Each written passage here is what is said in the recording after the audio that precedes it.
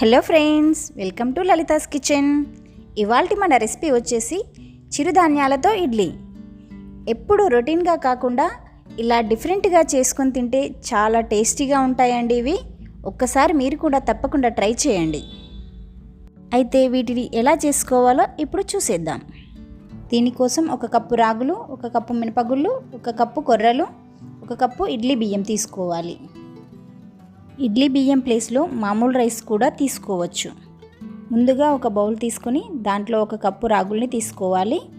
తరువాత కొర్రల్ని కూడా ఇందులోనే యాడ్ చేసుకొని వాటర్ పోసుకొని 2-3 సార్లు బాగా కడిగి పక్కన పెట్టుకోవాలి. తర్వాత ఇంకొక బౌల్ తీసుకొని దాంట్లో మినపగుళ్ళని ఇలాగే శుభ్రంగా కడిగి నానబెట్టుకోవాలి. ఇప్పుడు వేరొక బౌల్ తీసుకొని దాంట్లో బియ్యాన్ని వేసుకోవాలి. దాంట్లోనే 1 అర టీ స్పూన్ వరకు మెంతుల్ని వేసుకోవాలండి. దీంట్లో కూడా నీళ్లు పోసి వీటిని బాగా కడిగి నానబెట్టుకోవాలి.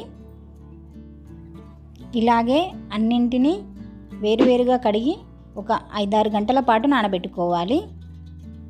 ఇప్పుడు వీటన్నింటినీ వేరువేరుగా మిక్సీ పట్టుకోవాలి.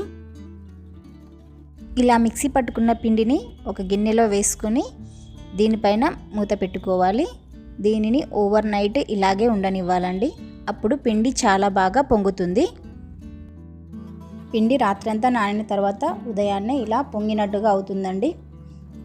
ఇప్పుడు కొంచెం పిండిని వేరొక బౌల్లోకి తీసుకొని దాంట్లో 1 టీ స్పూన్ వరకు సాల్ట్ వేసుకోవాలి. తర్వాత కొద్దిగా జీలకర్ర వేసుకోవాలి. తర్వాత మనం చిన్నగా తురిమి పెట్టుకున్న క్యారెట్ ముక్కలు, చిన్నగా కట్ చేసి పెట్టుకున్న కొత్తిమీర, చిన్న ముక్కలుగా కట్ చేసిన ఉల్లిపాయలను వేసుకొని వీటన్నింటిని మిక్స్ చేసుకోవాలి. పిండి అనేది ఈ కన్సిస్టెన్సీలో ఉండాలండి. అప్పుడే ఇడ్లీలు చాలా మెత్తగా వస్తాయి. ఇప్పుడు ఈ ఇడ్లీ ప్లేట్కి ముందుగా కొద్దిగా ఆయిల్ అప్లై చేసుకోవాలండి. తర్వాత దీంట్లో పిండిని కొంచెం కొంచెంగా వేసుకుందాం. ఇలా ఆయిల్ పెట్టుకోవడం వల్ల ఇడ్లీలు అనేవి అతుక్కోకుండా ఉంటాయి.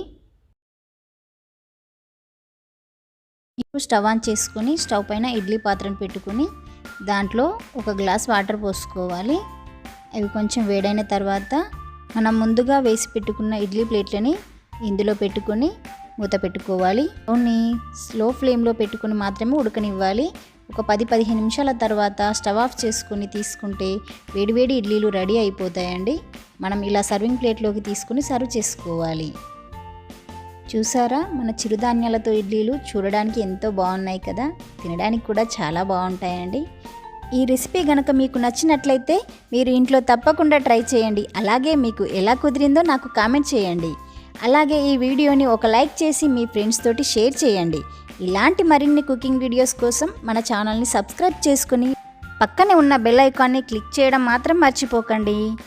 Thank you for watching.